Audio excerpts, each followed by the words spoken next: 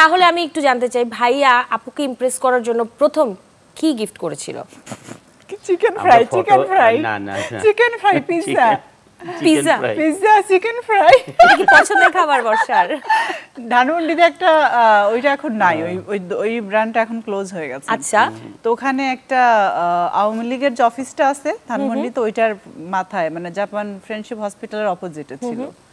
তো ওইখানের চিকেন গুলো খুব মজা লাগতো তখন। তখন কেএফসি ওখানে আসছে কিনা ধানমন্ডিতে শিওর না, তো ওইখানে কেএফসি খাওয়াতে নিয়ে গেছে। তার মানে কেএফসি যেহেতু আমাকে সে ট্রিট দিছে, দ্যাট মিন্স গিফট। ওইটার থেকেও আগের গিফটের কথা বলি, আমার মনে আছে। কি না সেটাও সিরিয়াসলি আমরা প্রথম ফটোশুট করেছিলাম। আচ্ছা, ফার্স্ট ফটোশুট না তারপরে না আগে? আরে না আগেই ফটোশুট করেছিলাম আগে আমরা স্প্ল্যাশ ম্যাগাজিনে।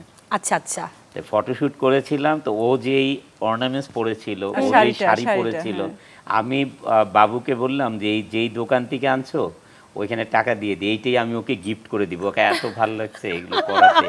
কিন্তু তখন কিন্তু ওর সাথে আমার কোনো ইয়ে নাই, জাস্ট ফটোশুট দেখে আসলে প্রথম দর্শনে ভালো লেগেছে, তাই না? ফটোশুট করা মানে ফটোশুট, ও যেই ড্রেস পরেছে, অর্নামেন্টস পরেছে, একদম মানিয়ে গিয়েছে, এত সুন্দর লাগছে। ওটা কভার পেজ আছে। আচ্ছা আচ্ছা, আমি বললাম ওকে তো অনেক ভালো লাগছে, তুমি একটা কাজ করি আমি এটা ওকে গিফট করে দিই। হ্যাঁ, শাড়িটা ছিল একটু পিঙ্ক রেড মানে মাল্টি কালার টাইপের। হ্যাঁ, মনে পড়ছে আমার। আমরা যদি বর্ষার দিকে এটা তাকাই, আপনাদের তো মানে ভালোই কথা বের করতে পারে। হ্যাঁ, এটা তো মনেই ছিল না এই সমস্ত কথাবার্তা। এই যে আমি মনে করিয়ে দিচ্ছি গল্প করে করে। ট্রু, এই কথাগুলো আসলে বলা হয়নি। এটা ভালো। এইজন্যই তো আজকের এই বিশেষ আয়োজন, মনে করিয়ে দেওয়ার জন্য। হ্যাঁ, থ্যাংক ইউ।